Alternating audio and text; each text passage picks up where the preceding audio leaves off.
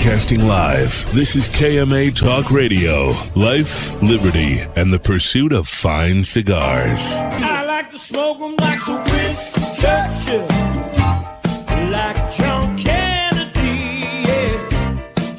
Remember Coach Red Auerbach, smoked up for victory, yeah. Well, you can take my wife, you can take my car, but you can't take my big cigar. My cigar. Good morning to all our loyal listeners, libertarians, and lovers of the leaf. I'm your host, Honest Abe, along with my gang, the Italian scallion himself, Paul DeGracco. Hi. And the man also known as the GOAT, Alex Tavella. We are broadcasting live from West Palm Beach, episode number 409 of KMA Talk Radio. Thank you, everybody, for joining us this morning. Getting off a little bit late, but that was technical difficulties on my end, and actually not Paul's fault this week. Hey, I want apologies from Casey Aldulami. I want apologies from Quentin Thor Nation. I want apologies. There's a lot of people that were throwing my name out there. Well, I mean, I don't know about you, but Paul's mic is very low, and that's excellent for me. it is very low. And it's funny because you're really loud. I'm usually very loud. Yes, usually you're on 4,000, but we like you at this level.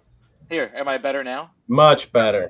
So okay, anyway, there we go. I mean, you have to give them a little benefit of the doubt. The odds were in their favor.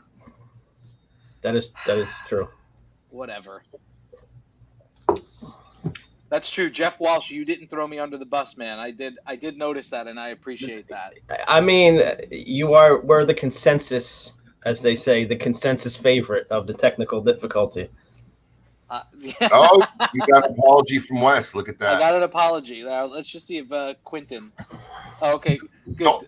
Don't do it. Call you the... Don't do it, Quentin. Don't do it. I haven't seen it yet. All right. Well, so here we are, another day. How are you doing, boys? I feel like you might be a little stressed out now, getting down to the wire. I mean, I don't know. You get to a point.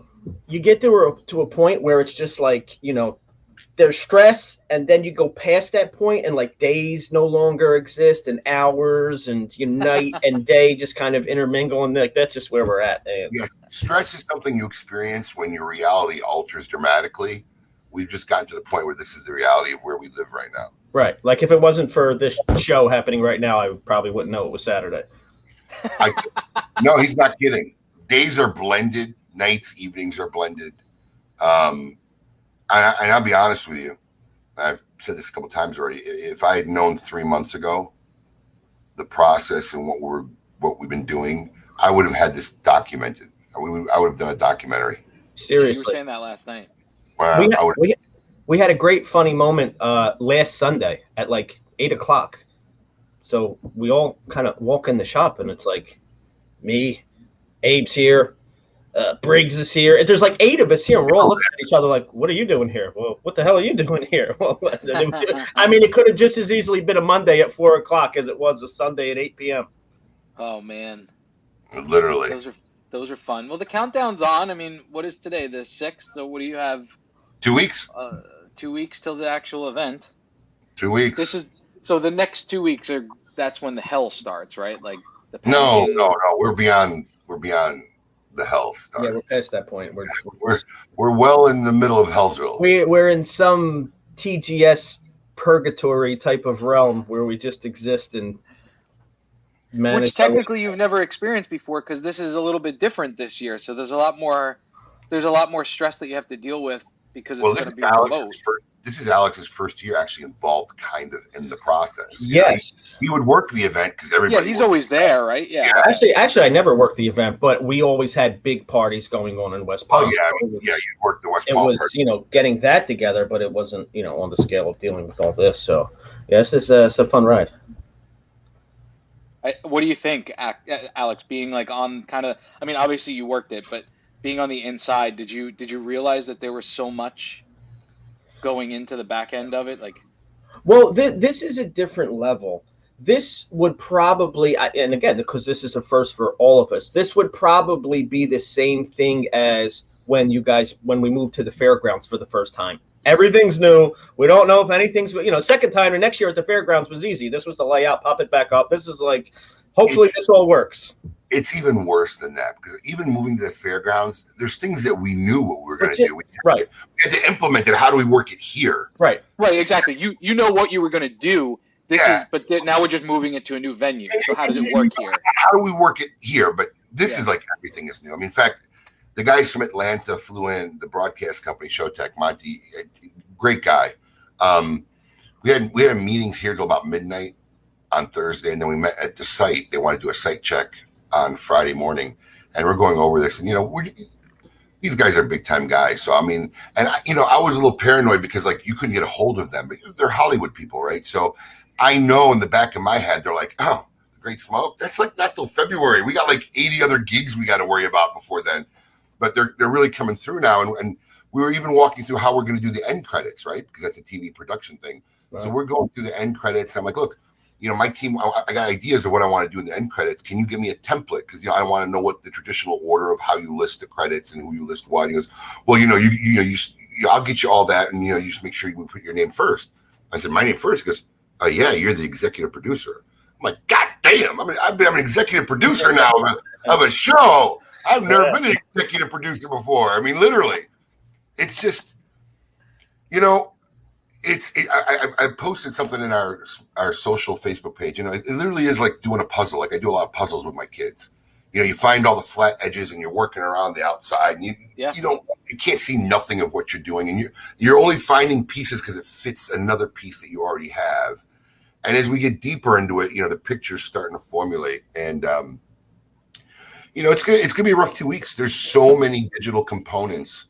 I mean, our web team's work typically by now has been done for 3 months. Like the website's all up, it's all updated. These guys are working around the clock now for the next 2 weeks. I mean, so they're like really in the trenches, still figuring out some coding aspects and some other things. And now, even if they finished all the Great Smoke work, they got to work on all the digital components for the broadcast. So that was my question. So is that all your internal team doing that?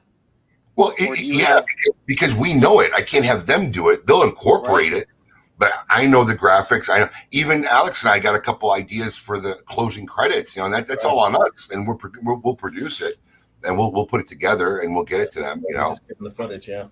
But I think our head webmaster Brian Ives is going to probably have to be the TGS MVP of 2021. And he's faring well right now. I mean, I don't like to call a no-hitter in the eighth, but so far he's faring well.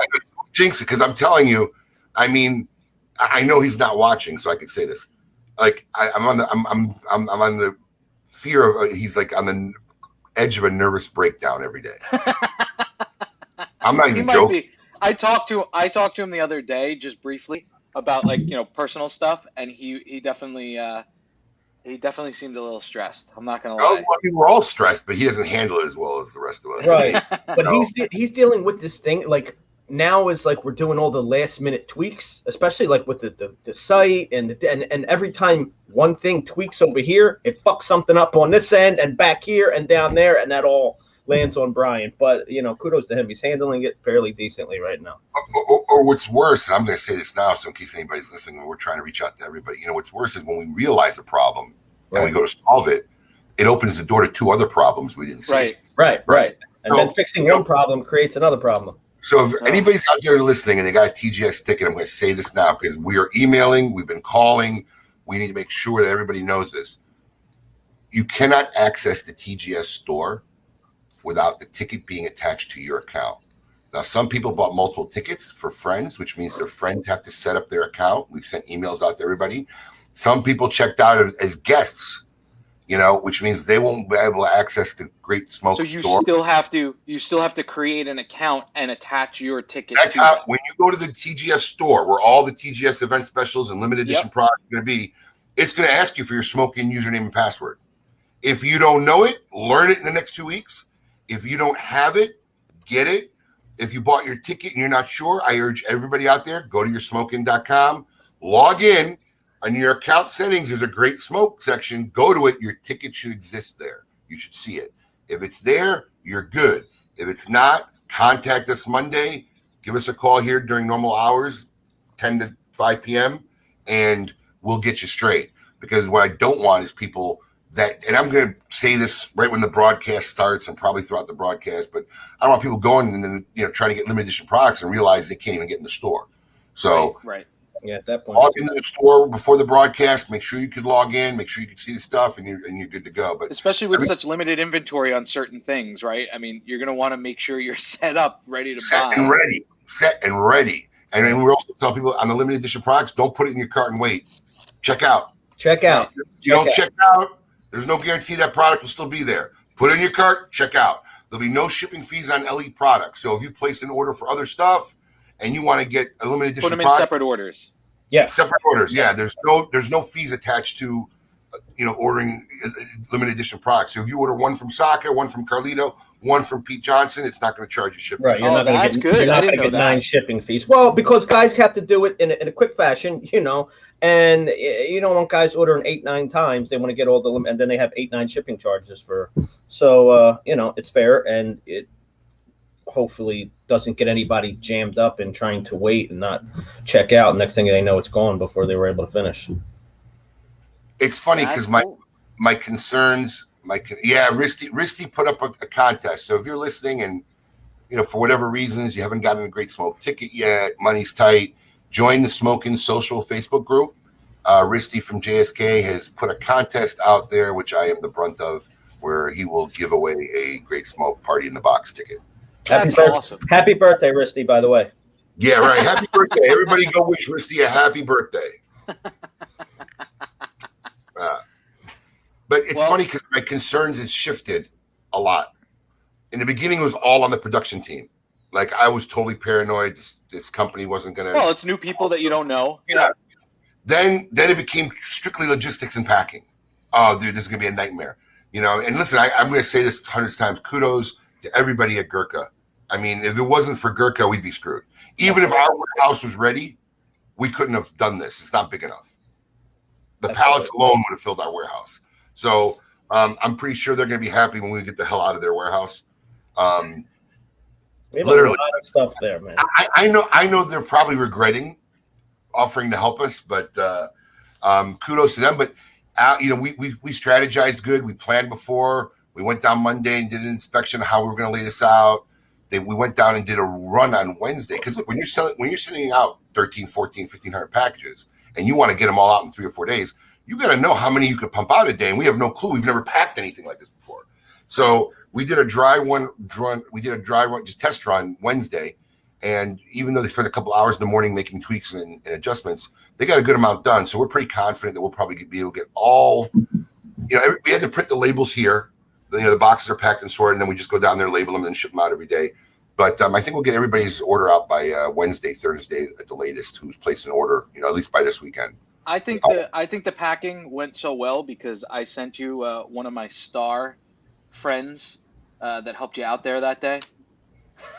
Yeah, that was the savior. She was the key to victory. So now all the stress now is on communication and the technical side of because we literally built a brand new store for this. Right. So there's a TGS store. That's where all the Great Smoke specials and limited projects will exist. To get in the store, like I said, you need your username and password from your smoking account, and you have to have the ticket attached to that account. And that's our concern now. But we got heavy emails. We put out a fax, things to know about the Great Smoke, because we're getting inundated with questions. So if you go to thegreatsmoke.com, on the right side, you'll see a button that says things you need to know. It should answer about 98% of anybody's questions out there. There you go. Somebody found a ticket, not a link. There you go. So we're just going to keep spreading the word. We've sent emails out. People don't eat emails. We're calling people. We're doing everything we can, but we'll get it out there. Spread the word in the groups, and people will find out. I think you're doing the right thing, and there's plenty of time to do it. So the staff at Smoke Inn will be able to help you Monday starting at 10 a.m. Just give a call 10 to 5. Since we're talking about the Great Smoke, you want to bring in our first guest? Yeah, he's been an attendee and involved in the Great Smoke for many years. And a good friend, and our mouths always water when we see him. Ladies and gentlemen, Mr. Evan Darnell of the Red Meat Lovers Club. What's going on? Evan, welcome back to the show. Thank you. Good to be back. Nice cup check. Well, it's good product placement, and it has it's serving a purpose. It's letting me drink my cold brew. What number is your cup? I got number 10. No, you didn't. Oh, wow. Nice even number. I like that. Yeah, it's a good one. I'm thinking about erasing the 0 after the 1 and the cup 1. Does a customer have number 1? No, that cup's sitting on that shelf behind me. I was just going to say, I'm sure Abe has it. Yeah. That cup is up. It's good to be here. I'm like... Okay. It's hard to see, but I kind of... Yeah. I'm really, like Abe was saying, the amount of excitement that I have for our viewing party with Steve Saka is equal to Abe's excitement for his event. Like I'm looking at it as I have a responsibility to make sure that this is going to be the meatiest, most delicious meeting I've ever done. And I'm really looking forward to it.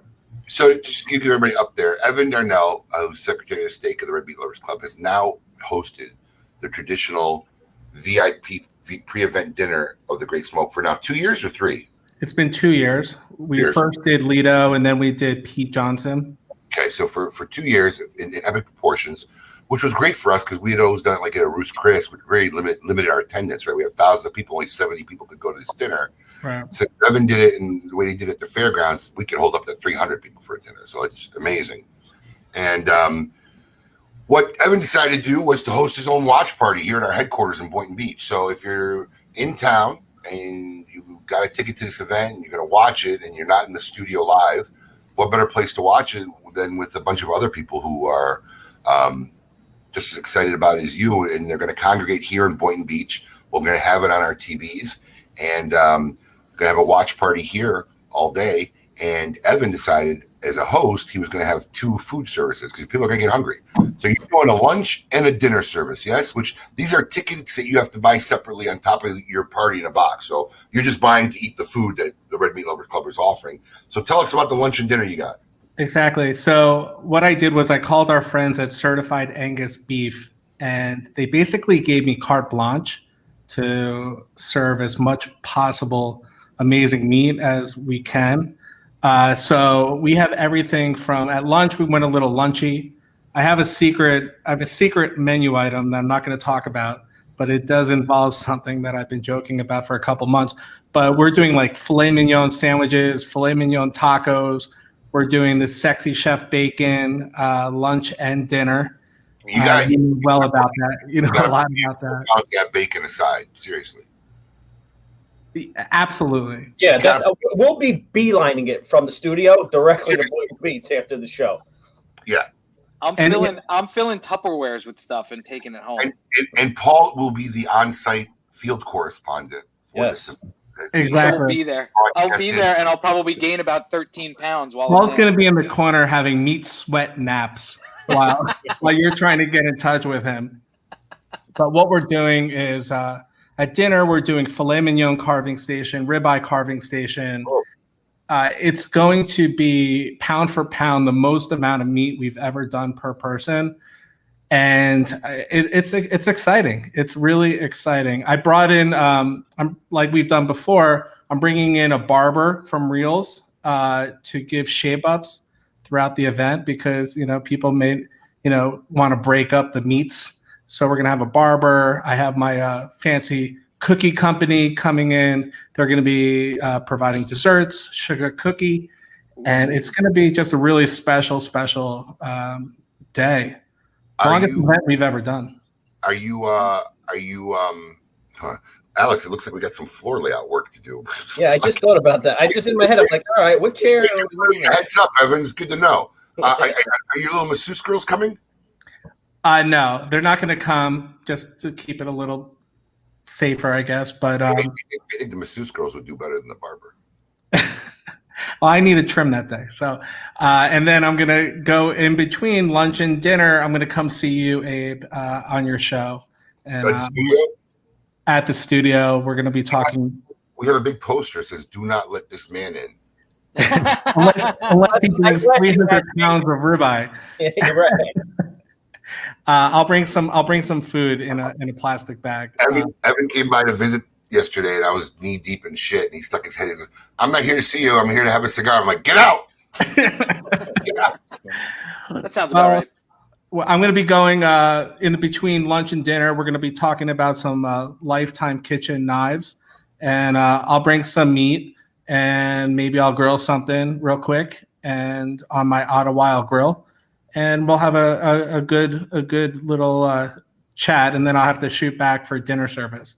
But there's going to be just a lot of good stuff going on throughout the 8 hours. So I'm excited, Abe. I really feel obligated to make sure that the event's. I have an idea. This is the production schedule. Every block is a different segment. 63 segments so far. This is what we're planning. Wow. Yeah, this is the production schedule. That's like what they do for telethons. Well, this is my menu here. This is 120 different menu items that I'm going to be serving at the Great Smoke. So. Wow. How can you do 100? Oh, you're just being funny. Look, it's really going to be just a really special day, and I can't wait. I want everyone to come. I'm going to make sure that everyone who comes really has the best lunch and dinner cigar event that they've ever had. It's going to be nice. So if you're anywhere in South Florida near us in Boynton Beach, I'm telling you, if you're going to watch the Great Smoke, and instead of being home alone, whatever you want, some cool place to hang out, come to the watch party here at Boynton Beach, and you're going to get hungry. It's 8 hours. You got to eat. And I promise you, you're never going to get a better bang for your buck than any one of these red meat lover events that Evan Darnell does. Are epic. So you can get your tickets for either lunch, dinner, or both services. You go to greatsmoke.com, go to the right side of the sidebar, and there's a thing for the RML watch party. And Steve Saka, when he's done with our studio, is coming over here for the dinner. He's the official dinner guest. I think he's going to have some special promotions that night too.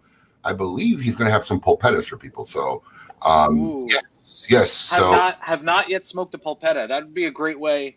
And the way that it goes is that if you buy something, there's some kind of like you get. Yeah, he gives a free pulpetta with a 5-pack, one with every 5 cigars you buy. So there'll be an opportunity to get some pulpettas, which obviously, and I don't know if people know this, but pulpettas are going to come to an end.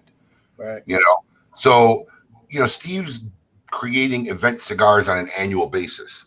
So the pulpetta was last year's run, and of course, during COVID, he didn't go around doing these events all over the country. So guys were doing events virtually or in their stores. But he made one run of pulpetta, and I believe, unless he's changed his strategy since I talked to him, like there's going to be another event cigar, and then that'll be the end of pulpettas. So it's coming to the end, I'm going to believe.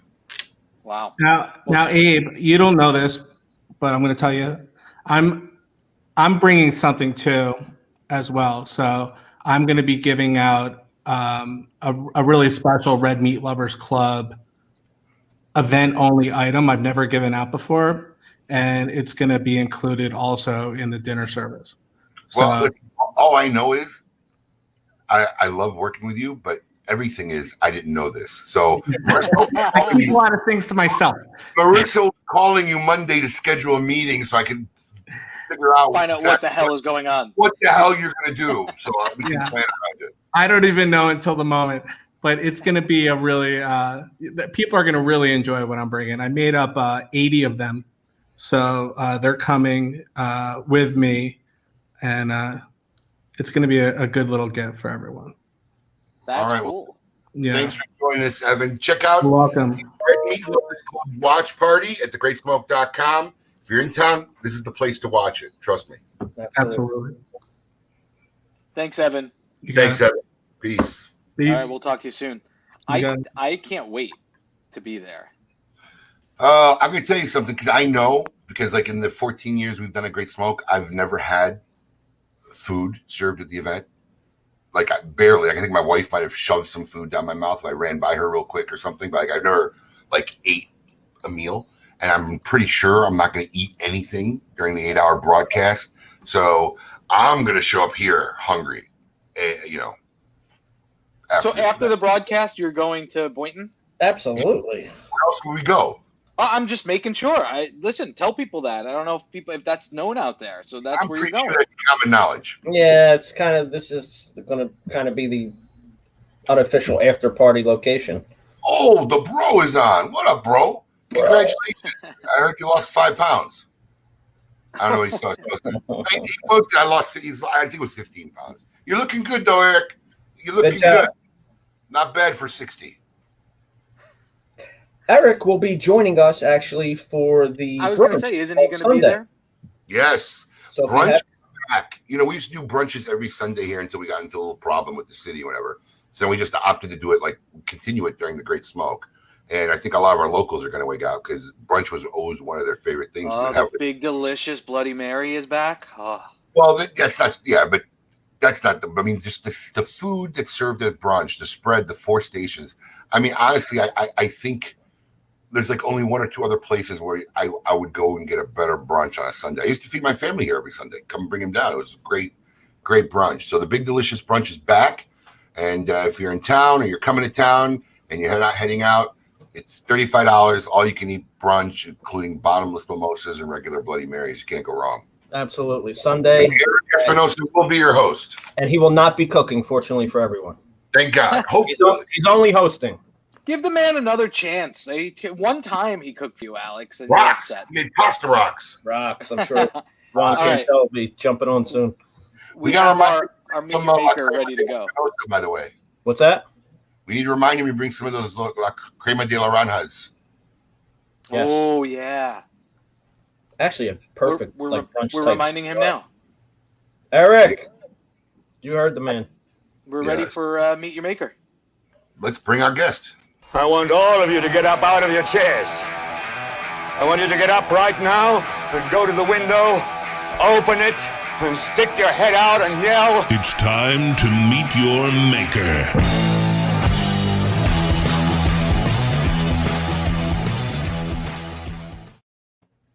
And now joining us, the man, the myth, the legend, Dion Giolito from Illusione Cigars. Dion, welcome. What's up, fellas? Morning. Well, I'm going to have to say, first off, thank you for joining us. But I got to tell you, I think my 2 co-hosts are so more excited about this interview because during our pre-show meeting, they had more questions than any guests I ever had. You know, because, Paul, you could say, I mean, you're kind of an elusive, quiet guy. They didn't know a lot about you. I'm like, well, you know, he's just not out there like that. So I think they're going to take over this show because they had tons of questions yesterday for you. Absolutely. Well, so Dion, I want to start with the question for you. Did you? So I know you own a retail store in Reno. And did we lose him? Yes. I think he's going sideways. No, I'm right here. I touched the wrong thing. There you go. Oh, that's okay. You can go sideways though. It'll look better if you go sideways. Yeah, I don't know how to do that. Okay. Oh yeah. Hold on. We did it the other day when we tested. Hey! I'm in a different room. I'm not in my office at work. I'm at home. Okay. Yeah, So a lot of people may not know that you're also in the retail business as well. So you have a retail store in Reno, correct? Correct. Did you start in the retail business first and then got into the manufacturing side, or did you start with manufacturing? Okay. I did. Tell us what made you think. Go ahead. So Tell us the story. Yeah. So I hate to date myself, but I mean, so when I came back to Reno to go to college, or came back to Nevada to go to college, it was in 1988, and I started working at a retail store, Tinderbox, and I worked there for years. I went to school, I DJ'd a little bit, played in a band, toured around, and started student teaching, and I absolutely hated it. I dropped out of school and just wound up working for that store for about 10, 12 years, and went out on my own in about 2004.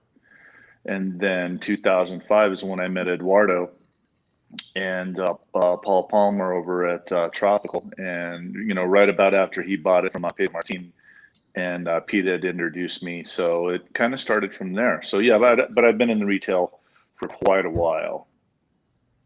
And what made you want to get into the manufacturing side? Because as a retailer, yeah. Go ahead. So it was really interesting. I mean, I didn't want to. It was no like delusions of grandeur. I didn't want to go out and make this vanity cigar or, something that I was going to take over the world with. I found this tobacco when Pedro Martin actually owned Tropical, and I was smoking the cigars. The cigars were actually really crummy, the construction of them. I mean, you couldn't get a draw out of them, but the ones you got, they were like the best cigar I ever smoked. And so when Eduardo finally took it over, I was again introduced him, and I said, hey, this tobacco that you have coming out of these fields is phenomenal. And I said, I really, really think if we put it together in a certain way, that we can find a seat for it in the American market. And that's kind of how it started. So, were you originally planning for it to be just like for your stores, or did you have the intention day one to sell it as a brand? So it was originally intended just to be for my shop, right? Just because I not only wanted, I really now encourage everybody out there, especially with all these egregious taxes going on and stuff like that, if you can find a way to make a better margin, on your product, and keep your employees and maybe add a couple employees, and it's a good cigar, by all means, do it.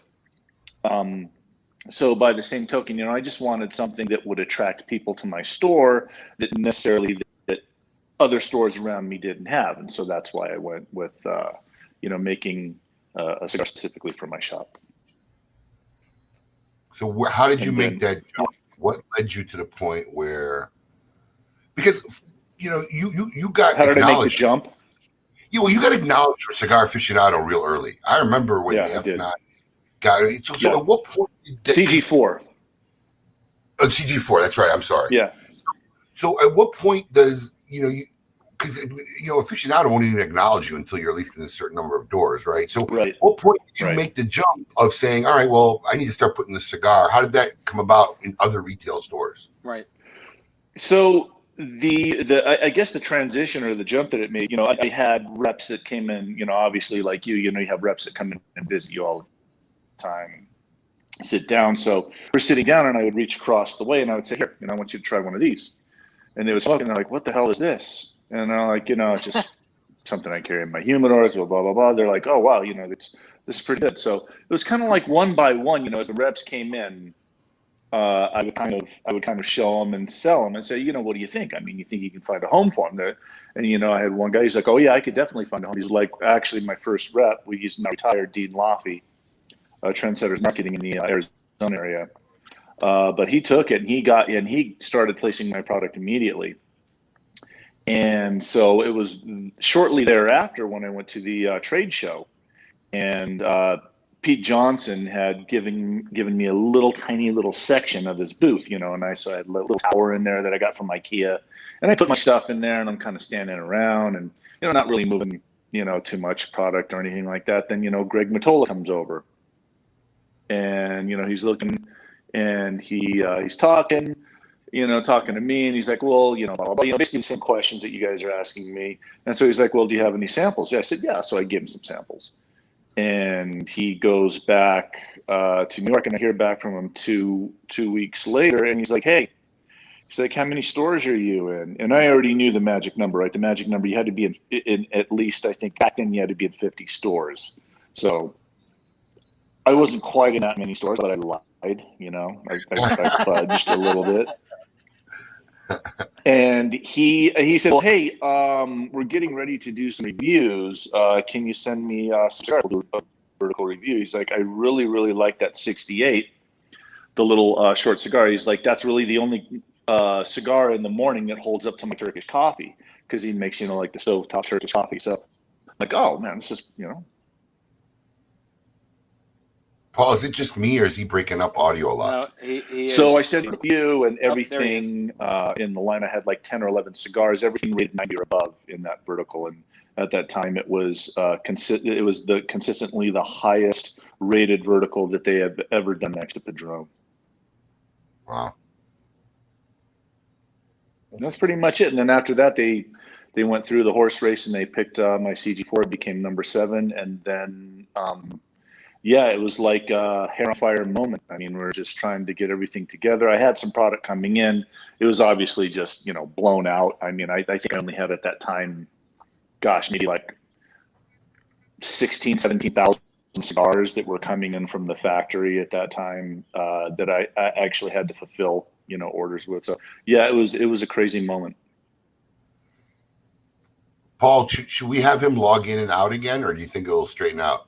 Yeah, I think Dion, if we can have you leave us and come back, it's kind of, we can understand you, but it's breaking up a little bit. I don't know if you're I don't know if anybody's streaming. Too. Yeah. Yeah, so I'll do it and I'll come back. Okay. We'll bring him back in just a moment. It's interesting though, Abe, because I didn't know as a consumer that, you smoking one of his cigars? What do you have? One of my favorites, Epernay. Absolutely. Oh, you know what's funny? Adam gave me that cigar to smoke one time at the shop. Who? Well, yeah, exactly. You're smoking the same one? Yeah, Listen, I'm an Epernay fan. I always have. And just so you know, we both didn't grab them together. We didn't. Oh, really? No. Can you still get the one-offs, Abe? Do you guys still have those in the store, or no? That's a question you should ask him. We listen. One-off is an old brand. I was kind of really excited when Dion picked it up, and we'll get into that. But we couldn't catch traction on it because I thought it was such a great move. But we'll ask him about it when he gets back on. But I want to say something because I was going to mention it while Dion was off. But now that he's back, I've had the pleasure of really sitting with Dion and having in-depth conversation and talking. So, not only being a manufacturer, Dion is one of the few retailers, honestly, that really I get deeply impressed with. People don't talk much about his operation, his shops, but just when I have conversations with Dion about operations, whether it be just like where you get your plastic bags or how he's a very savvy retailer too. So kudos to him on that.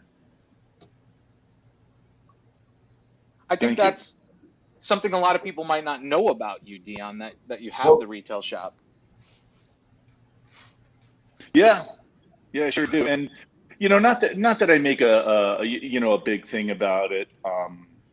It's I've been doing it so long. It's just kind of like a third arm or whatever. So I just, I don't talk about it. I mean, it's like, oh yeah, you have a retail shop. I'm like, yeah, yeah. You're not out there broadcasting. No. Well, Paul brought up the one-off brand because when that happened and that was announced, I got excited because it was a brand that kind of was hot when I was just getting into the business. And, we bought it in. Are you still making that brand? How's that brand doing for you on a whole? Oh, absolutely. Yeah, we were up, at the end of the year, we were up 38% on one-off. I mean, so we do quarterly promotions, on specific brands. And it was the sales on it were insane. We really, really do have great traction. But again, it comes down to, coming from a retail standpoint, right? I can take any cigar in my humidor and sell it and make it the number one cigar in my humidor. Now, it could be whatever cigar I want. All I have to do, as you know, Abe, you sit down, you train your you train your employees. You sit down, you maybe give them an incentive to sell, whatever it is. You implement a plan, and then you go forward with it. And like I said, I could take a, I'm not talking shit, but I could take a Te Amo, and I can guarantee you, inside of 6 months, I will sell more Te Amos in my humidor than I will any other cigar. So that's really it's really the talent and the focus of the retailer on how they want to sell product. Well, there's always a burden on the retailer to be able to inform and educate people. Right. We always called it from day one. We called it a cigar journey. See, I always see that every consumer that walks through the door, he's on a cigar journey, right? Absolutely. So we're there to guide you on that journey and help you along, whether it be to, get you to explore new things, let your palate evolve, take you to the next step, because that's what I've done. I mean, from when I first started smoking now and what I'm looking for when I smoke. So that process of communication, you know, and if you have really good floor guys, it's the most imperative thing is the connection and the communication between the patron. It's invaluable.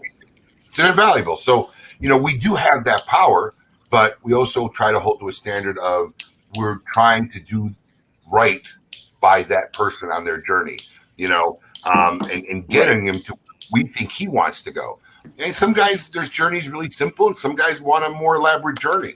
So, you know, we're like tour guides. We're, you know, glorified tour guides. That's how we look at it. But you know, you are a guy. I mean, and look, I've known you for many years. It's not like I talk to you as much as I talk to a lot of other people. You're a guy that really keeps a low profile. Like when we got you on our show, like Paul's like, wow, he's coming back on. I mean, is that by design? Yeah, I mean, so you know as well as anybody else, Abe, I mean, when you're dealing with people in the industry, when you're dealing with the industry, this is one of the few industries that we participate in, or that I see, where literally everybody's face is the brand of the cigar, right? Everybody, you have to be a personality in order to sell the cigar. So early on, I was looking at it and I said, okay, do I want to be that guy? Do I want to get out there and work like Rocky? Do I want to work like Pete? Or do I want to find that happy median of trying to do the best that I can through promotion, but more importantly, focus on my strengths and where my strengths really lie. And I could say, I think confidently, that my strengths lie in tobacco. My strengths lie in raw materials. They lie in assembling. They lie in review. Anything to do with raw materials and tobacco. So I chose that path a long time ago to try and maybe stay out of the forefront, going door to door and trying to sell it, and rather letting the tobacco, the cigars, the blend speak for itself. It's really hard to balance both, because I would love to be out on the road. I like being out on the road. I like meeting people. Again, my background is retail, so I'm in front of people every day, right? So it's just a natural thing for me to do, to be out there and to talk like we're doing right now.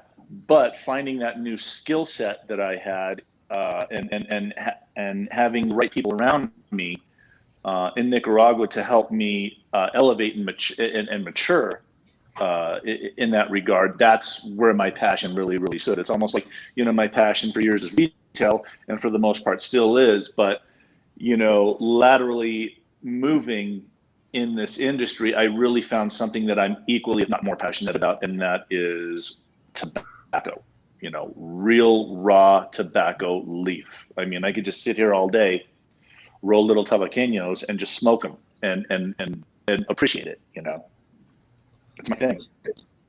So Dion, I have a question. So we recently launched our Connoisseur Club, which is essentially a blind taste testing designed to give people an experience of not only expanding their palates, but also kind of going into a cigar with no preconceived notions. So there's been a lot of talk about palates lately, and your name continually comes up by multiple people as one of those people possessing what's called a super palate.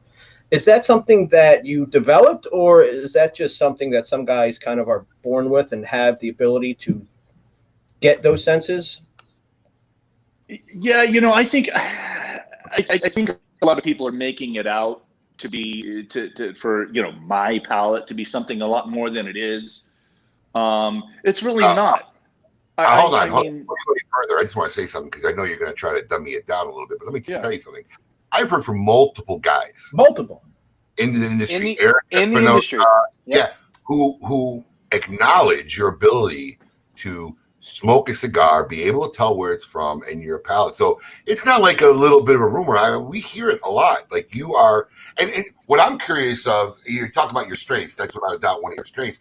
But what I'm curious about, how's a college kid from Reno working at Tinderbox, who opens his own store and a year later makes a blend. I gotta believe. Some people are just have inherent gifts, right? When you see a 4-year-old playing Beethoven on a piano, he didn't like train for that. That was like a divine, gift, and you get talked about more than anybody else I know.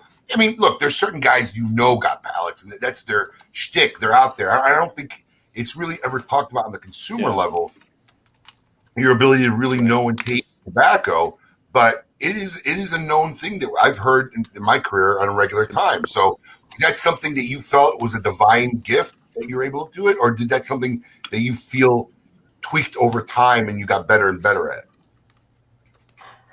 I think, okay, so I think that a lot of that could have maybe flowed over from my experience with music and playing music, right? Because as a musician, playing, classical music or composing music, you have to train your ear to hear certain things, right? You have to be able, so if you're playing a specific instrument, you have to be able to, when it's your time to come in, to cue off other instruments to come in. Sometimes you can read the music, you can count out the bars to wait to come in, or you're always listening and fine tuning your ear to make sure you're in tune. There's a lot of things going on, subliminally and subconsciously, both subconsciously and consciously when you're playing music. And so I think maybe I don't know that as musicians are wired in certain ways to be able to detect and listen to and be able to pick things out, especially in playing jazz. It's about, this back and forth, this giving and getting. And so I think, again, getting back to that way, or that cycle of training your brain in order to listen and to look for things, I think it was natural for me to go into tobacco, because whether you're creating music or you're creating blends or you're listening to things, it's all about paying attention. It's all about listening. We don't get better at what we do if all we do is just talk about ourselves and speak about our accolades and, I've done this and I've done that. I mean, the people that get really good just sit there and kind of listen. And then they soak it in, and then they kind of disseminate it, and then they make it their own. So, in music, you kind of get your style after listening to many different things. In, acting, you probably get your own style after playing many characters. And in listening to tobacco, and I don't talk about tobacco as tasting tobacco. I don't go like this and I can tell you that this tobacco tastes several different flavors, but what I most do with tobacco is I listen to it. Tobacco has a language, and you have to be able to disseminate that language. You have to be able to hear what it's telling you and where it wants to go and who it wants to play with in the sandbox, and who it gets along with and who it doesn't get along with. And so that's kind of my approach to tobacco and what I do. So, getting back to what Eric says, Eric is a great guy, but I mean, I smoked a cigar, that's that story he told, I'm sure he's told you, where I've taken the cigar and I've told him, oh, this is the wrapper, this is the binder, this is the filler, you're using, was it Oliva, I think, long visos, maybe 16s or 17s, something like that. Only because I had experience with it. I have some type of talent for useless information. I can taste something once and put it in the back of my head and go, oh, and all it is just like word association, right? It's like you can associate one thing with another, but, that was pretty good. I kind of hit that on the mark. But if you gave me 8 cigars, I might be able to pick 2, and the other 8 I might miss terribly on. I don't know. But Dion, the other thing that fascinates me, I mean, one, going back to what you said before, that you purposely kind of, didn't make yourself available everywhere for the brand. I think that kind of worked in your favor, because you've almost become this mystical guy in the industry in all seriousness. When we tell people that, you're going to be on the show, people are like, wait, he's going to be like on video? You're going to see him? So it's almost like you're this like, you know, larger than life, like he doesn't come out into the open air type of thing. But Howard also, Hughes. What's that? Howard Hughes. Yeah, exactly. But the other thing that fascinates me about you is and we'll get into this after the break, but you're super involved in the factory. And I read an interview with you in a very large magazine in our industry that talked about how, you know, you spoke to one of the rollers and said, don't let the binder overlap too much when you're rolling it because it'll overpower the cigar. So like that type of stuff is stuff that is that trial and error stuff that you've learned over the years making so many cigars, or is that just? Well, so again, I mean, okay, that's probably common knowledge with a lot of salon managers or a lot of blenders. I mean, you could probably talk to Henke, and he would say, yeah, I mean, that's common knowledge. We've known that, you know, for 30, 40, 50 years, because whatever you do with tobacco, I'm just kind of letting out certain secrets, right? That to my stuff that maybe a lot of these guys in these factories, they kind of play it close to the vest, right? You know, they kind of don't like let go their techniques or anything. But it's like when Eduardo gives me such leeway and such freedom in the factory and with his tobaccos, I mean, these are, you know, tobaccos that I selected. It's not like I'm going out and getting some from, you know, this company over here, or Nica Prosa, or Oliva, or, you know, Pennsylvania, and you know, and where people pretty. Well, why don't we, Yeah, Dion? Why don't we hold that thought, because we're losing you a little bit. Yeah, I don't know what's going on. Yeah, I had a little lag on my end here too, but I got like 1 billion gigabytes of upload on my end. So. Brilliant. All right, we're going to take a break. We're going to have more with Dion Giolito after the break. We're going to find out what those banners are on his back wall and what they mean. We're going to have Coop coming on in hour 2 and Tail the Tape. So don't go anywhere. More after this. Keep it lit.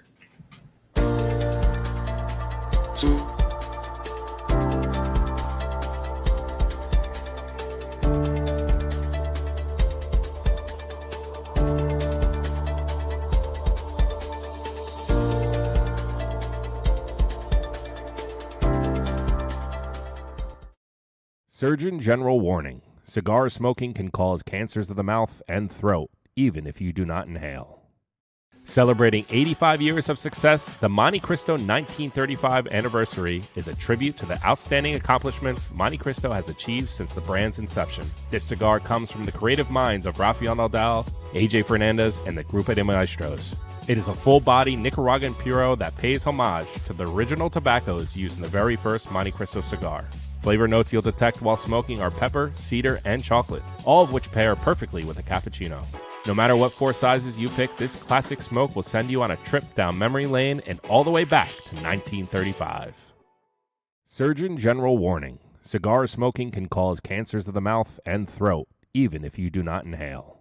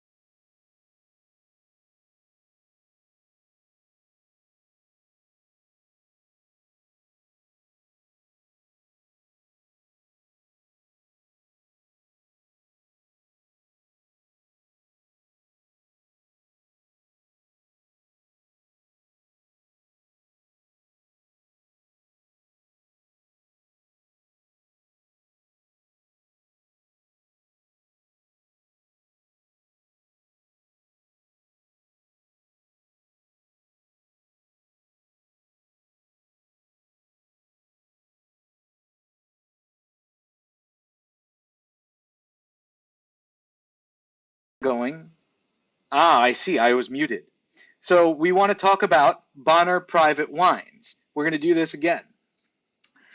Hey there, we got a new sponsor. Really excited about Bonner Private Wines. If you enjoy wine, then you need to get extreme altitude Malbec from Argentina. They make it up in these remote vineyards at 9,000 feet. These things are miles from civilization. And the result is this inky red wine. You stare into this thing, it's like looking into your soul. They're also healthier than other wines, with 10 times more longevity-boosting resveratrol and 90% less sugar, no dyes, no flavor additives, but the best part, the flavor. Blackberry, leather, smoke, little dark cherry. Head on over to KMAWines.com and you will find a Malbec from the third highest vineyard in the entire world. That's 8,950 feet, and a lot more on there too. No inflated prices. You get top quality foreign wine for about half the price. Plus, listeners get 50% off shipping from KMA Talk Radio. Bonner Private Wines. Go to KMAWines.com to get your discount now for being in the KMA crew and part of our listenership. Now we are going to go back. That is, I apologize. I just want to talk about the depth of your patheticness, okay? Because I'm going to bust you right now. All right, go ahead. I saw you look and see I was calling you while you were reading. You saw my call. I know, but I didn't know it was because I was muted. I'm calling you during the broadcast. Is that not an alarm bell that something's wrong? Seriously, I'm calling you during the show. You want to know what this was? When you started calling me, I went in and I realized that I was muted. No, you went in like a minute later and realized it. This was karma for Paul relishing. Look at all the messages. For Paul relishing in the fact that the initial technical issue wasn't his. Fuck it up. Right. Look at all the messages I have from all these people telling me that I'm muted. I mean, I guess that's good. People are listening. We're just keeping you on your toes out there. Bonner Wines, the highest altitude. It's just like oblivious to the world. But I saw him. When I called him, I saw him look off screen and saw my call. I thought to myself, why is this guy so friggin' unprofessional? What is he doing? Yeah, you know, on the air doing my thing? Called him back to back. My brain would have been like, why is he calling me? Something must be wrong. No. I did, and then I looked and I saw. Keeps reading for another minute. Thanks, Quentin. Love you too, man. I told you not to apologize, Quentin. I told you not to apologize. See? That's some funny shit. I did a whole. So they got two read. They got a banner up while I was reading it. So you know, there's nothing funnier. There's nothing funnier than watching you do a read with no sound. Well, I don't want to go back and look now, because I look weird when I talk anyway. I have like weird mouth movements. Face made for radio. Totally. All right. So moving right along back to our guest, we have Dion Giolito from Illusione Cigars, and there he is. And I think maybe we might be a little bit better now. It looks like it's a little bit. I think it's better. Yeah. That's at 100 gigabyte in. All right. Yeah. I flipped the switch. So the hamster is back on the wheel. We got a couple questions from our fans. First, they want to know, what are the banners on the wall behind you? So those banners right there, if anybody out there is a golf fan or a golfer.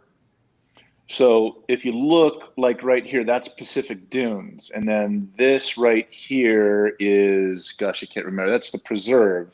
The one below it right here, this is OM, that's Old McDonald. This is the Preserve here. No, that up there, that's Bandon Dunes. So if you go down and down, hold on, let me see. Yeah, so Bandon Trails and Sheep Ranch. These are all golf courses at the Bandon Dunes Resort in Bandon, Oregon. This is my favorite place to go in the world. It's better than Scotland. It's actually the phrase is, it's just like Scotland, except it's harder to get to, and that's pretty much the truth. So it's a link style golf right on the coast, maritime weather, and it's just the purest form of golf. So you stole the banner. Mm-hmm. No, actually you can buy them in the pro shop. Oh, okay. Banners. Yeah. And Abe said so you're a big golfer. That's something we didn't know about you. I didn't know that. Yeah. But you know, he's got a golf physique, tall, lanky guy. You look like you'd make a good golfer. I always say we should start an awards thing in our industry for just like obscure things, right? Because like I think that if anyone would win the best hair award in this industry would be Dion Giolito. Absolutely. I'm trying to think. Yeah, me and maybe like Fred Rui if he gets those nice long golden locks going. He's got like the greasy oily look. Yeah. That doesn't win. I would have to give it to Fred. Yeah, you got like a Buffon. It's like molded. It's shaped. It's like sculpted. I mean, you without a doubt get the hair award in this industry. I can't think of anybody else. Well, let me mess it up here a little bit. No. Let me mess it up. It gives him height too. It gives him even more height. I mean, what do you 6'5"? Look, it bothered him. You see how fast and quick it bothered him. Oh yeah, got to fix it. It's my OCD. If anybody, somebody else who has better hair than Dion posted, I'd like to, because I can't think of anybody. I mean, it's the best hair. Thank you. Booth has pretty good hair too, no? Who? Coop? Matt Booth. Matt Booth. Listen to me. Like he's got the Amish look going on right now. I mean, it just changes like from month to month. But that is like Dion it's like statuesque. Like that's the hair that I can never see him not have after all these years. Matt Booth has like the COVID look. Like I'm just not going to do anything anymore and see what happens. Juan Cancel does not have the best hair in the industry. Not anywhere close. No, I agree. No, nowhere close. Poor guy. Oh, listen, we call it how like it is. I mean, come on. I mean, try shampoo once in a while. I wasn't going to go there. I did. He's got to try to sleep first. The man never sleeps. I see comments at 4 a.m. That's why I could always talk about him. I know he's never up this early in the morning. That's true. He watches it later and comments and wonders why we don't respond to him. So, hey Abe, I wanted to make a real quick comment going back to like why I don't get out, why I don't like get my picture out there on my face or do something. Classic example. I got into on the KMA radio website, and you got that picture of me up there like this, and that's Paul's department. Yeah. Okay. So that is precisely why I do not like to have my photo taken. I don't know. like to have my image up there because I remember when I did that photo shoot, right? There was a photographer that was sent out, and she's like, "Okay, I want you to give me a nice big smile," and I'm like, "I don't smile. I'm not a smiler." Unless something is truly funny, then I go and say, okay, this is what I want you to do. I want you to take a great big breath. I want you to go, ha, ha, ha, ha, ha, and I want you to smile. So I did. I went, ha, ha, ha, ha, ha. That's funny. I mean, it's like she was asking me to do something that I like physically I don't do a lot, And so that was the picture, and I look at it, I'm like, God, it looks like I'm trying to strain out a smile, and it's like anxiety, and forget it. So, yeah, that's why I'm probably not going to do any more shows after this. Oh, it's hard to. This is the last appearance. Yeah. This is the last appearance ever of Dion Giolito, folks. Look at this. Got on KMA Talk Radio. Real men don't smile. Listen to Eric. Yeah, exactly. Eric's always mean mugging the camera every photo he's ever taken. He's got the tough guy smile. Yeah. So Dion. Yeah. What? I was looking at my sheet. I was like, loaded baked cookies. What is this? You had to ever. Oh, you're on the wrong part. What is this, Alex? You had a question about some of his brand names and what's going on in the Capitol recently. Why don't you shoot that out? Sure. So Dion, I know that you're very knowledgeable, and I hate to use this word, but I guess for the purpose of people understanding, very knowledgeable in what people would call conspiracy theories, even though I hate that term. Just wanted to get your take on the current political climate and, things like the Capitol riot and what you see is going on. I don't talk about politics. I don't do anything like that. I want everybody to enjoy my cigars. I don't care what side you're on. And that's pretty much it. I love everybody. I love everybody that loves to smoke my cigars, regardless of what they believe in. Next question. Excellent answer. Well said. What about some of the history behind some of the names behind your brands, right? Mm-hmm. Yeah, so like 68, on the original documents, that was the year I was born. 88 was for 1988, the year I came back to Reno and actually got into the cigar business. That was an homage to Avo. You'll remember when Avo came out with the 22? Yeah. And big year. Yes, right. So that had a significance in his life, So that was kind of like a turning point for him. When he came to the United States and blah blah, it really changed his life. So, in the year in 1988 was really pivotal when I came to Reno and started working and getting into the cigar business. But you can go on from there. I mean, and really it's just a bunch of crap that only means something to me. Other than like MJ12, the 6x56. MJ12 is the Majestic 12. Google it. It's everywhere. It's above the radar now. Everybody's talking about it. So, it's pretty much it. We talked about when you first took the booth to the trade show, and how prepared and how many cigars you have ordered. And this is like one of my favorite stories of the trade show, because Dion could be the only person in my whole career that I know have done this, right? So here's a great tidbit story. I think the trade show is typically 4 days long. And I think by the middle of the second day, Dion, he just shut his booth down. Yeah. He, in the middle of the trade show, he just closed up shop and said, yeah, we're sold out. We're done. He tell the story, please, man. It's a classic. Yeah. Because I got a lot of shit from everybody that year because I was in a really small booth, right? So we didn't have any like pop-ups or banners or anything like that. So, being in conspiracy and like, cult horror and just things that were, very, very, I'd say like antisocial or anti whatever.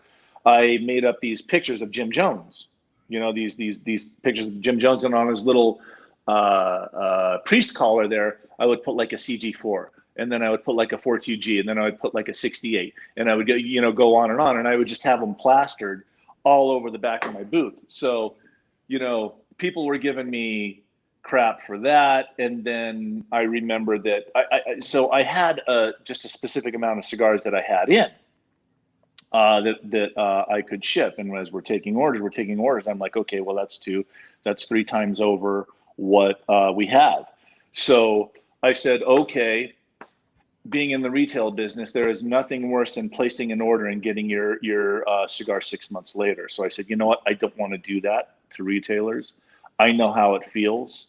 So I said, okay, I have just enough cigars, I think, plus a little bit more that we can get going in the factory that we, that are in the drawing room, then come in, where I can satisfy, I can take care of these orders for these people who have ordered from me, and then I will sort out the mess after that. So I really didn't want to jam anybody up and say, hey man, where's my order? I mean, I ordered it at the show, and here it is, blah, blah. And like, oh, well, it's still being made. I didn't want to be that guy, taking pre-orders to make the cigars. So that's kind of the story. Yeah, you literally shut it down, walked away from the booth. It wasn't in the booth. Yeah, I shut it down. I put sold out. Put sold out on the booth. I love it.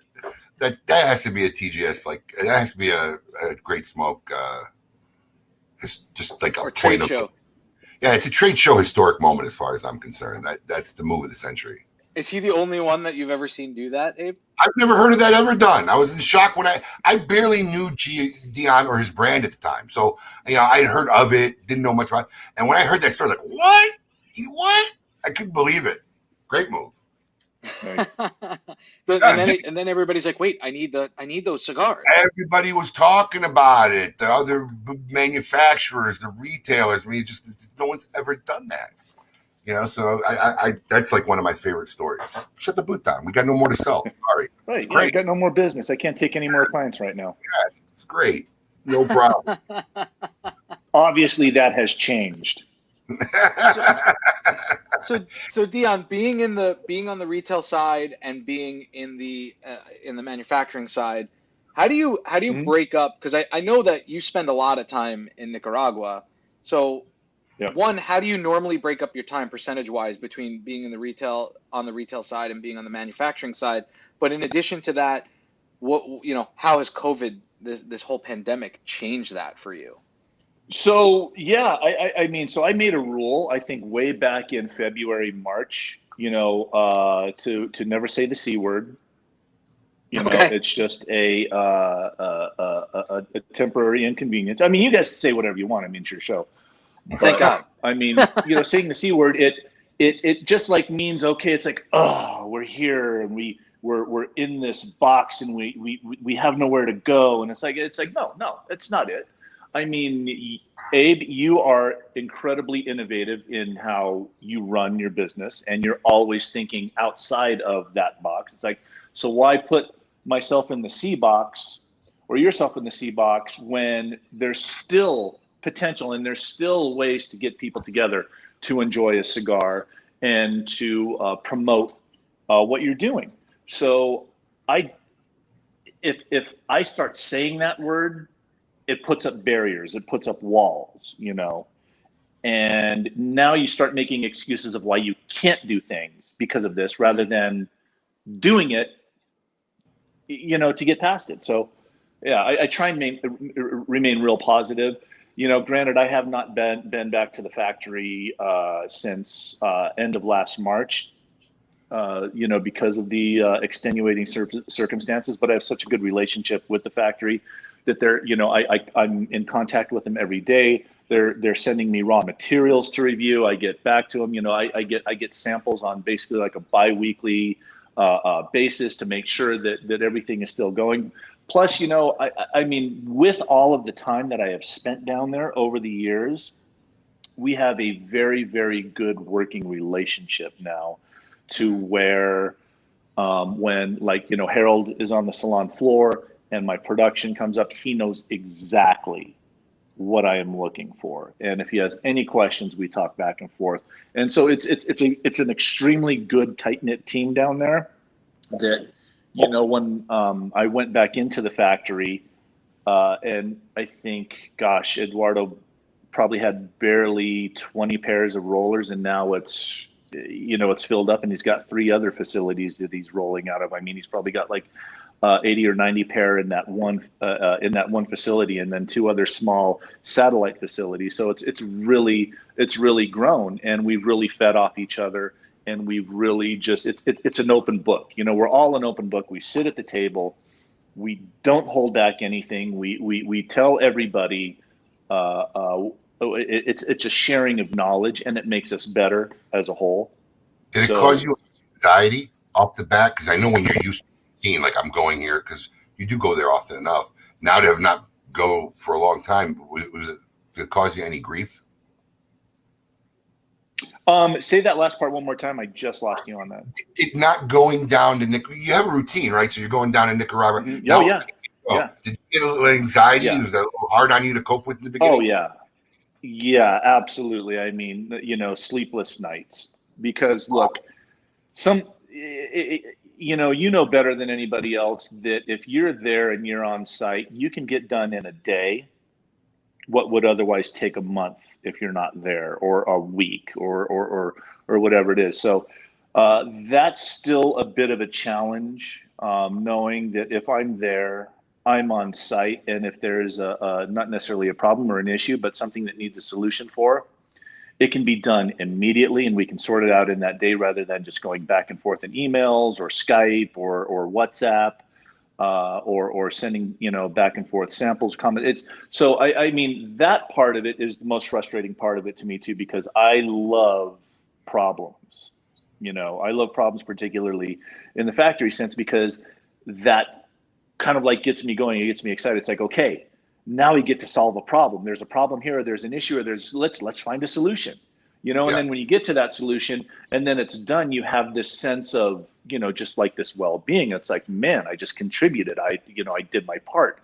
Right. I did something that was meaningful, not only to myself personally, but to the factory, the employees, and in turn, the people that enjoy cigars. So. Casey Aldemani has it's like a paragraph question. So, Aldemani. Yeah, I don't pronounce anybody's last name right. I'm surprised I got Giolito right. Does it make it all right? So Holy Lance, MJ12, Pot are extraordinary cigars that are very close to perfection. Does it make it more difficult to make something extraordinary when you've made so many great cigars? Do you think when you blend this is not as good as my other cigars, even if you like the blend? Does it weigh on you when you've made cigars that other people have touted as being some of the most sought after and some of the best blends out there? Does it make it difficult for you when you're blending if you blend something that is not necessarily, that are you comparing them? Doesn't live up to that, right? Yeah. Maybe it doesn't live up to that standard. Right. So look, we're all human. We all do that. It's because we're only as good as our last thing. It's been ingrained to us. It's like, yeah, that was good, but what have you done lately, right? So I really try and keep that part of it at bay as much as possible, because that's just energy that's wasted on looking over your shoulder and seeing what you've done in the past. I don't like that. So I mean,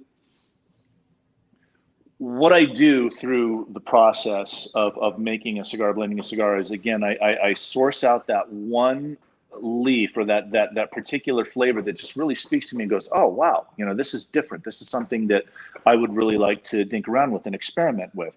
Not thinking in my mind that, oh, this is going to be the next greatest cigar of all time. And, it has absolutely nothing, to do with any of that. Of course, I would like to see success from that brand. But look, I know better than anybody that everything that not only myself make, that I myself make, or like Lito makes, or Carlito. Well, let's take Carlito out. Everything is a home run for that dude because he's awesome. But I mean, or Davidoff, whatever. Not everything you make is going to be a home run. It's not going to hit on all points of everybody. For whatever reason, it just might not sit in the market the way you see that it's going to sit. But if I can take something and I can put it together, and I can look at myself and go, man, this really, really came out good. I love this, and then that's like, I take the attitude, well, F everybody else. If they don't like it, more cigars for me to smoke, like what Pete would say. But, by and large, I just, I try not to chase like that dragon's tail of success and of ratings and of anything like that, because I know that what I strive for, my passion in tobacco, that if it doesn't come now, it comes later. My biggest thing is the products that I have right now is maintaining the consistency. It's the hardest thing in the world for any manufacturer to do. I don't care. You can ask any manufacturer. You can ask Placencia. You can ask Rocky. You can ask Carlito. Anybody can make one good thing once.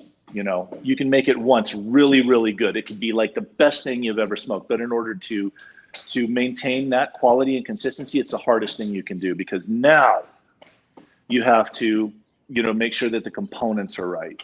Because, tobacco grows every year and it comes up differently every year in the soil. Sometimes you have to use tobaccos from lot 1, lot 5, lot 8. The next growing season, you might have to grab it from 4, 2, and 5. So it's a constantly reviewing tobacco and smoking it and making sure that it is right for that blend and it is consistent, because inconsistency will kill a brand in a market, hands down, every time. Yeah. I mean, look, I use a comparison of Granny Smith apple, because you guys are battling Mother Nature, right? You got to contest Mother Nature. A Granny Smith apple has a distinctive taste. No matter what, you can blindfold me, you give it, I could eat it. I know that's a Granny Smith. But depending on what month or what season or how it is or what the crop is, some taste better than others. Mm-hmm. So you could have a blend and batches. Look, I used to be that way when VSG first came out. I would specifically look for the darker, some boxes would come in pitch black dark, and those are the ones I liked. And the lighter ones, just even though I knew it was VSG, I could taste it was actually VSG. It didn't taste as good to me as those dark, really dark batches that would come out. So that's a battle as a manufacturer or a blender. It is every day. All right. So we got Coop on deck, Paul. Coop is on deck. Does anybody care to take a guess at where he may or may not be? Where is Coop today? I'm going to say the garage studio. The garage studio, Alex. What are you saying? You're muted, Alex. Thanks, We can't Paul. hear your guess. I'm going I didn't dining, mute you. dining room. Dining room. How about you, Hold on, Paulie? we got some people. I know where he is because I can see him before he's there. So I'm waiting for people to guess. All right, here we go. The study. Kitchen. Has he ever done one from a kitchen? Not the kitchen. I think in the where the dining room is, it's by the kitchen. The West. Well, he has done videos from the kitchen though. In the past, he smoked a cigar in his kitchen for the first time. Oh boy, Garage. I'm sure we're well in Coopsville. Studio, red. We're getting a lot of. Wes says the library, dining room. All right, well, let's go into the intro, and we will find out after that intro just where Coop is broadcasting from. Hey, yo, what's my theme music? The Scoop with Coop. Breaking industry news. Hear it first on KMA Talk Radio and cigar-coop.com.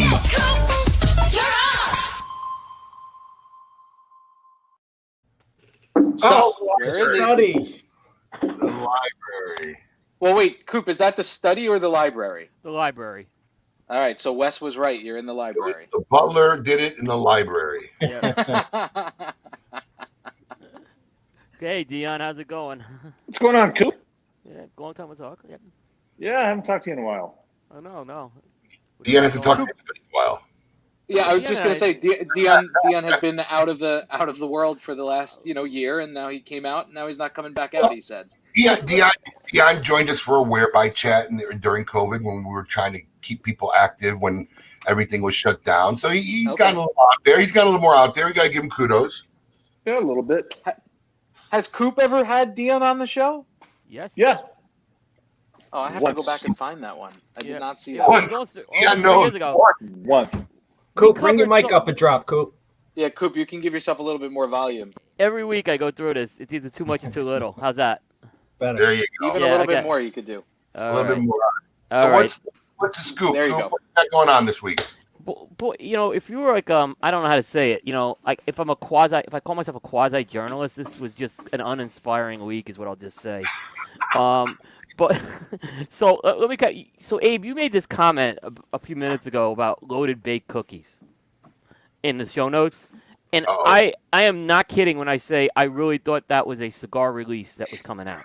I am not joking around about it, because that's what the releases. The releases this week had the theme of Chinese takeout and cinnamon buns. You know what? Honestly, it's just a lack of creativity. I mean, it just kind of is. And this whole thing, I think Robert Caldwell started it, and people are just running with it. And I just find it to be absurd. It really is. Abe, the Cigar bun one. I think Pete started it.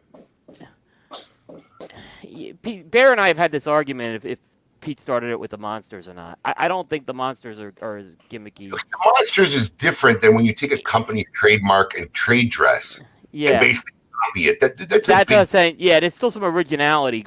Copying trade dress, and it's just sad. And then the consumers are like, "Oh, I think it's something cool." I can't fathom it. I can't figure it out.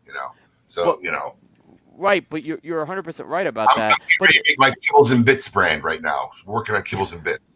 But this one, the Cigar bun, I can't tell you how many people have reached out to me about this cigar this week. It's like, I've had like consumers, I've had reps call me up about this cigar. Like, have you heard of this thing? I really didn't pay much of attention to it because we've seen these type of releases over the past few years, and actually there's another company that did a cigar called Cinnamon Bun along the same theme. So I was like, I'm not really paying much attention to it, but it got a lot of attention. I saw one retailer is having a tasting party on this cigar. I don't know. I was flabbergasted. I mean, I don't know if the cigar is good or not. I'm not saying it's not good or not, but it's like, really, over this cigar that people getting excited about? Like, well, listen to me. Some people have gotten very good at their marketing.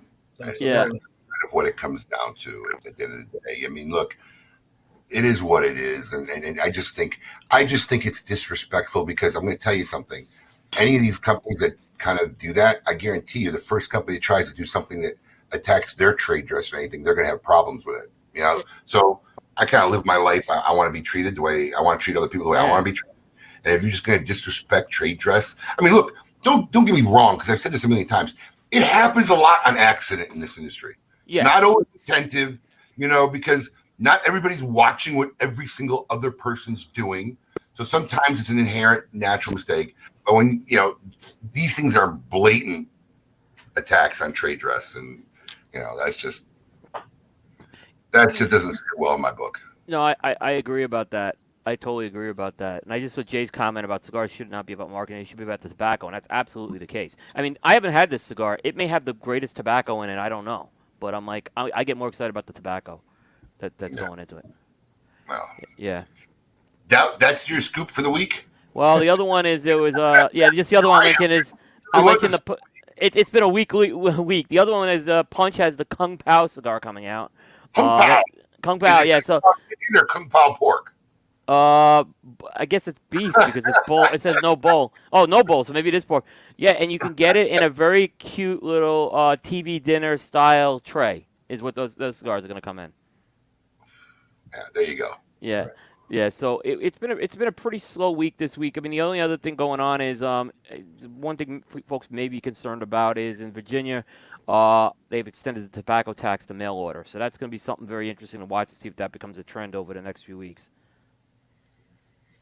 It'll be very interesting to see how that'll be enforced. I don't know how they're going to enforce it. I don't think they can. The only way I see that ever being enforced or even having any ability, because Virginia can't tell anybody in another state what to do, is if states start. I don't even want to put it out there. Let's put it that way. Let's not give them any ideas. Let them think. Right.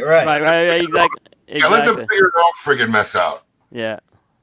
Well, listen, Scoop, in tribute to you, we're going to help fill out your news segment, right? So for all the fans who have maintained watching the show, I have a very special news treat with you. I said Scoop would be the first to release it, but I'm sorry, Coop. We just haven't had time to make a press release. We're all. I figured I'd be reading about it on Half Wheel like last time. So. Smart ass. I saved it to do during your segment. All right. Okay. I mean, look, we just honestly didn't have time to make a press release. We're under the gun and whatever. So I said, look, I'm gonna at least feature this during Coop's segment. This way, you technically would be the first person to know and see it in the industry.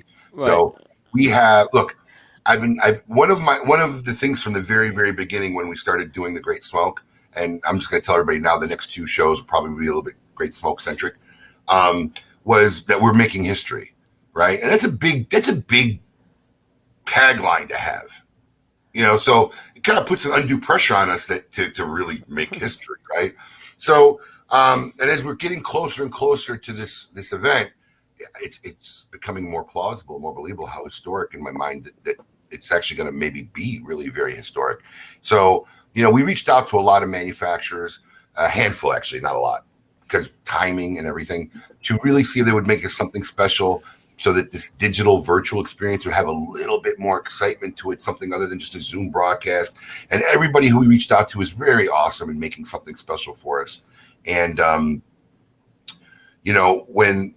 well, I don't even want to say anymore. I'm just going to run this clip. And you guys are the first in the country to see this footage, which we'll put out later on this afternoon. But go ahead and run it, Paul.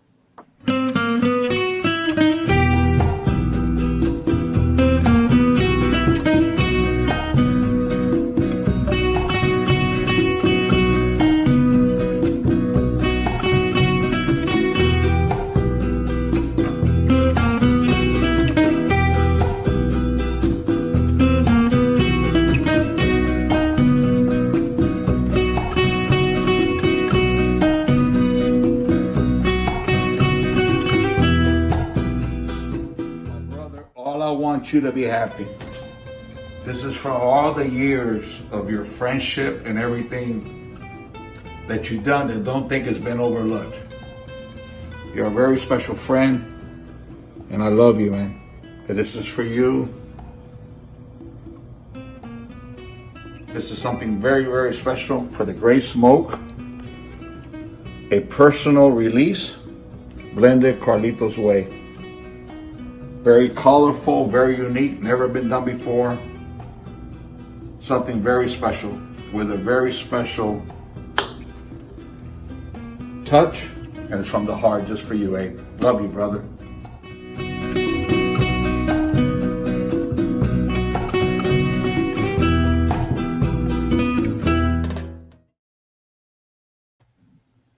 There you have it. They're very nice, beautiful. If that doesn't qualify this event as being a historic moment, I don't know what does. I mean, look, I got to be honest. I had no idea what he was going to do, and it is very humbling and very honored that he really went out of his way to make something extraordinary, like over the top. Because I understand when it comes to these families like Padron and Fuente, man. Because a lot of people don't understand. I even explained it to my staff. Alex and I were having a conversation with this the other day. Every decision they make is based on a legacy, their family name. They don't make light decisions about anything, because every decision is weighted on 100 years of the reputation and name of the business. So it really is humbling. I have to thank Carlito from the bottom of my heart, and he will be in the studio for the Great Smoke broadcast. So it'll be cool, and we'll get to talk to him about what's going on, how he's changed and become more public during COVID, about the cigar, and of course, to even have the opportunity. It's a very limited production. I believe it's about 100 boxes, and 99 of them will be up for sale. And we'll ask him about the cigar, and to even have an opportunity to purchase a cigar, you have to have a ticket to the Great Smoke, so you can enter the TGS store. So that'll be that. But very, very incredible moment for me in my career and the history and the Great Smoke event. So super cool. So technically, Scoop got the coup, or Yes. Coop got the scoop because it's during his segment. Yeah, that's a beautiful cigar. I mean, you just look at that. That's a work of art for sure. I mean, I haven't even seen it Cool. yet. I think that video's from what I understand, that video is him right now in the DR, and he's flying back and he's bringing it with him because he's afraid to ship it, and for whatever reason it get caught in customs. So I think we'll have a box so we can make one of our feature videos in our possession, hopefully by this week sometime. But it should be a pretty good event, and we're excited about it. So anybody wants more information, visit thegreatsmoke.com. Coop, as always, with your journalistic integrity and abilities, you typically have some questions for our guests. Anything you want to throw out at Dion? Yeah, so Dion, when we did talk when you were on the show, you mentioned at the time you acquired One Off, there's actually a second brand that you acquired as well. Any plans with that second brand? Yeah, that would be the One Off Alegria. And in a perfect world, that probably should have been released last year. There were some things at the factory relative to wrapper that I was looking at that just didn't pan out the way I wanted it for that particular cigar. So it was kind of on the back burner, but I'm like, okay, yeah, no big deal. I'll just wait until, we get some more wrapper fermentation, and then I wasn't able to travel, for obvious reasons. So it really kind of got pushed out. But we are really, really making an effort to hopefully release that brand sometime between now and at the end of the year. Oh, that's great news. That's really great news. I'm shocked that Alegria didn't come with the original purchase. I guess there were two separate marks. Oh, with the original. Yeah, with One Off. We're down to the 2 gigabyte broadcast. Oh, no. Yeah. Yeah, I think what I really wanted to do, I didn't want to release 2 at the same time. I really wanted to concentrate on One Off and give it all the attention that it needed, and give it, enough legs in the market to do what it needed to do before I followed it up with its sister brand. So that was kind of the plan to do that. Curious, any other old marks out there that you have your eye on? No, I don't think so. I think that's about it. Yeah. You know what I did like, though, for whatever reason? I like the Double Happiness, man. Remember Double Happiness? Yeah, who made that? Yeah. I remember With the sun and the moon and the stars. Yep. I dug all that. Yeah, who made that? Was that a Boom cigar, Dion? It was. Yeah, I remember it, but vaguely. Yeah, Double Happiness. It's right up there with What a great cigar. It was. Sounds good. I shouldn't have talked about that, because now there's probably people out there click, click, click, click, click, click, click, Absolutely. Buying domains, just trying to find it. Right. Hello. But it had, Casey's it had that. saying that I AJ remember made the it. box on that thing. Yeah, I remember the box on that. Yeah, it was a really cool. box. I dug it. Casey is saying that CI has that brand. I guess. Don't know. Oh, they own it. Oh, well, good for them. Thank you, Casey, for increasing CI sales this weekend. Good job, Casey. That's awesome. Jose Blanco says it was made in the Philippines. There you go. You got to go to some of these older guys who know the story. I was a puppy when it came out. Right. Flor de la Isla was another one back then that was Philippine cigar. It was really good. Real inexpensive, but it is a good cigar. Love the Flor de la Isla. Why is it you think that countries that used to produce cigars like Jamaica, I mean, there is a little, I think there might be one or two Canary, but Jamaica, Canary Islands, Philippines, why did they stop making cigars in these countries? Or, you don't hear about them anymore. Why did it stop? Gosh, I don't know. That'd be a really good question for Nicholas Melillo. He has a wealth of knowledge on things like that. I think what it probably just comes down to is, there just wasn't a market for it, or they couldn't sell it, or maybe logistics had changed. It's probably something obvious, because I love that Canary Island tobacco. Remember they used to put that in the Dunhill cigars back in the day. The Dunhill, those were killer. Those were killer. Yeah. The stuff that was coming out of the Donald Douglas factory back then was some of my favorite stuff. Yeah. The original CAO Maduro, the Bahia when it first came out. Some good stuff back then. Yeah, very. I remember smoking Royal Jamaica when it was still being made in Jamaica. Most people don't even know Macanudo was made in Jamaica to start. Yeah. Yeah, didn't that happen when I think the Dominican Republic got wiped out? I think a lot of their production or their facilities got wiped out, and they had to move some of the production to Jamaica. That's another thing. Political climate. Padron went and opened up a factory in Honduras when things were starting to look bad in Nicaragua. I mean, a lot of times that fosters moves into other countries, and then after things settle down years later, they shut that factory down. So there's a lot of factors probably involved we don't think about. So anything else going on too?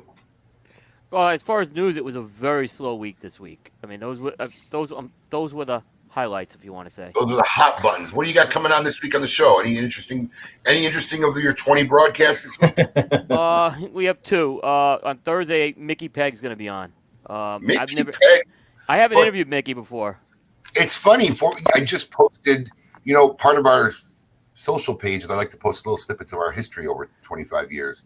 And I posted a trade show where the CAO did the Leonard Skinner concert, and I got a picture of Mickey Pegg when he was vice president of CAO back in the day. But he's back out with his company now, All Saints Cigars, right? Yep. He was. Yeah, I actually had a chance. I actually met him at last year's event.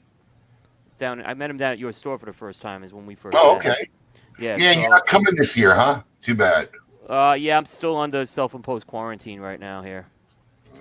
Yeah, I haven't been this week was the first week I left the house in a long time. I had to go get butane. Literally, that was the reason. That was the dire. I had no butane. That you put yourself at risk for butane. Well done. I did butane. Yeah. No, but so yeah, I keep saying I have to get out more, which is true. So you want to talk about being reclusive? I have turned into the ultimate recluse here. Well, I mean, hopefully, I heard this weekend, Alex, they're doing a thing at the fairground. There's something vaccinations. Oh, I don't know. I didn't see that. I heard somewhere somebody said something there at the fairground. So I think vaccinations over the next couple of months, 2 or 3 months, will start becoming more accessible, and Yeah. Hopefully that'll get out there and free up a lot of people. Yeah, let's hope. Exactly. So, and then we're doing our jukebox show on Monday, and that will be a Valentine's Day episode where you'll get to hear all your favorite love songs and anti-Valentine's Day songs in one shot. So, nice. Yep. So what possessed you to do a jukebox episode? Well, no, we have Cigar Jukebox is a brand that actually started in Australia that was combining cigars and music. And the guy named Dave Burke, he was doing it for a few years, and it just got to be too much with him. He was going to shut the thing down, and I was very intrigued about doing a cigar show with music. So I went to Dave. I said, hey, is there any way you want to keep this going? I could kind of put it under the Coop umbrella. And he was all for the idea. So we've introduced the show a little over 14 months ago. I mean, the highlight is we had Rick Nielsen from Cheap Trick on the show, who was a phenomenal guest. And we're working on some more musical guests this year as well, some name musicians. So that's pretty cool. Yeah, so it's music's a very different animal to tackle than the cigar business, as far as covering it goes. It's a totally, you can't just apply what you're doing into cigars and do it for music. You have to kind of approach it differently. Very cool. Yeah. Well, it's that time. It's the time of the self-made segment with we just took over the last part of the show. So if you're into boxing, you should enjoy this segment. But this is going to be pretty cool from what I understand today's segment. If not, good time to take a bathroom break. But it's time for Tail of the Tape.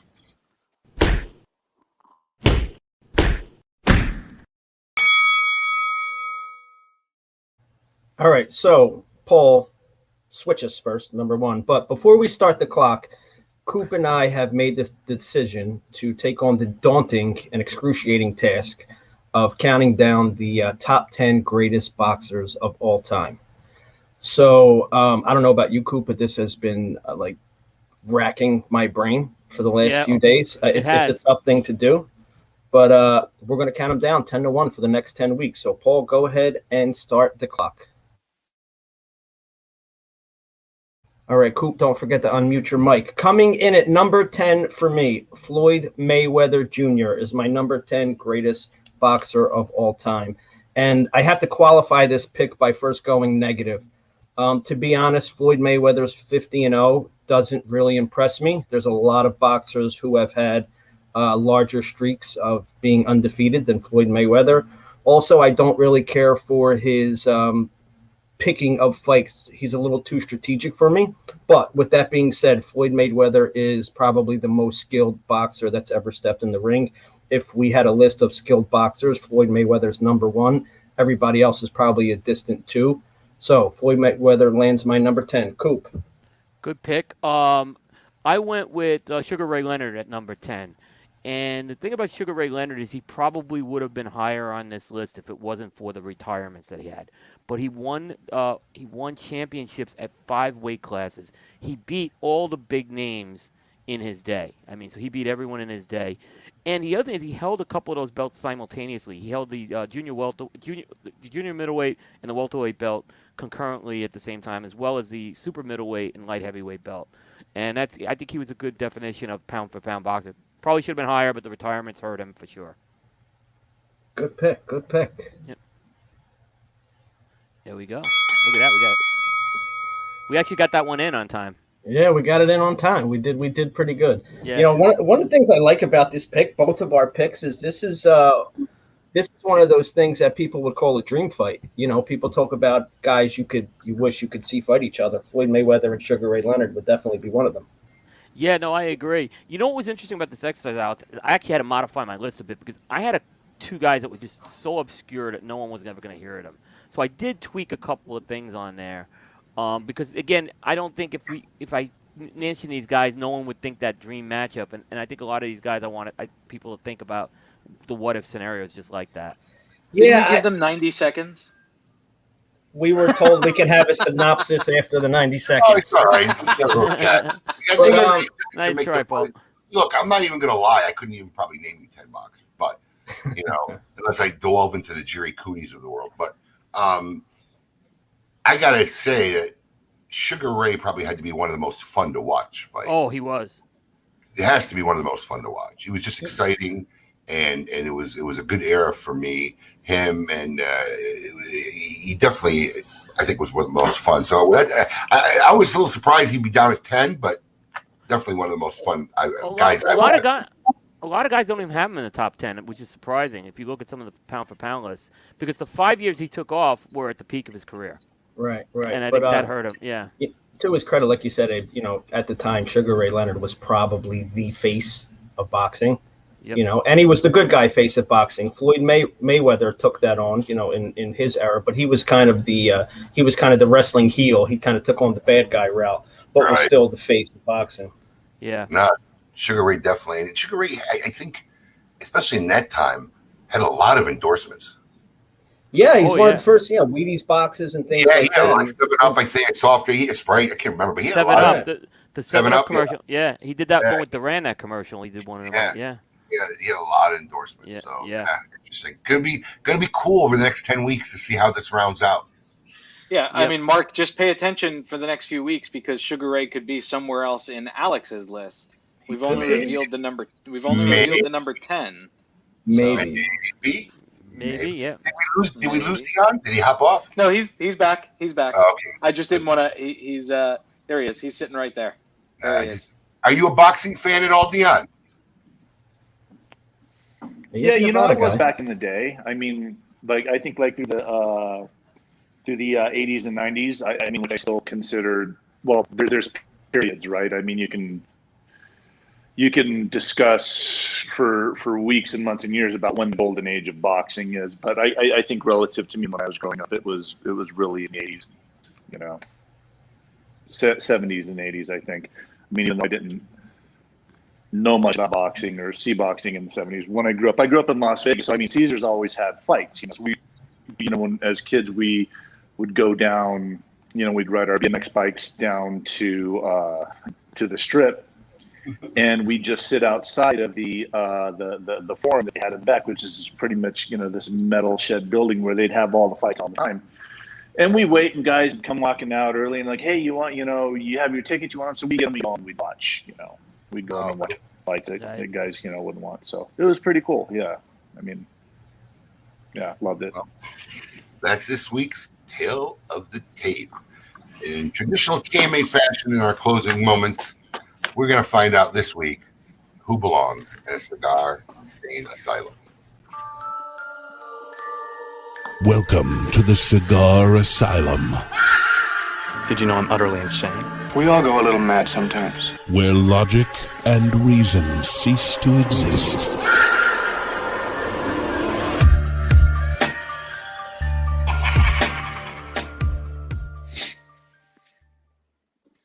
I think that has become like my favorite intro on KMA Talk hate it. Radio.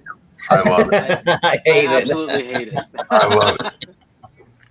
All right, this week's inductee, and I have no prep on this, so I'm reading it for the first time, needs a lesson in being discreet. An opportunist in Houston saw his chance to steal an ambulance and took it. While paramedics were on call, the unnamed man jumped in the driver's seat and sped away in the ambulance with the lights on because, well, why not? Instead of taking the vehicle to a secret hideout until things calmed down, the thief decided he was hungry, so maybe he should grab a bite. The ambulance was spotted with the lights on, waiting for food at the fast food drive-thru in Southwest Houston before he was able to get his food from Jack in the Box, of all places. Police surrounded the ambulance and arrested the man. Congratulations, Mr. Ambulance Chaser Man. You are this week's inductee in the Cigar Asylum. Holy cow. So I guess because they haven't charged him yet, they won't release his name. I even tried to find it on like the Houston police website, Southwest Houston, but I don't know if there's a rule there that they can't release their name until they're charged. So he hasn't actually been charged yet. So I think they're just detaining him because it happened not yesterday, the day before.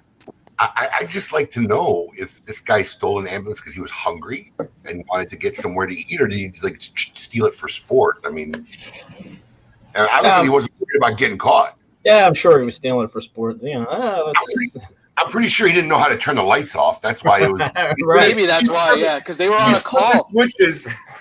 Apparently they were on a call, so the EMTs were not in the truck. They were inside attending to somebody, and this guy saw it on the street and jumped in. Well, Can you I know imagine?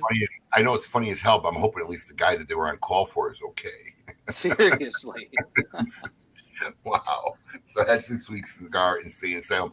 Paul, who do we got next week? Mr. Tom Lazuka of Asylum Cigars will be joining us.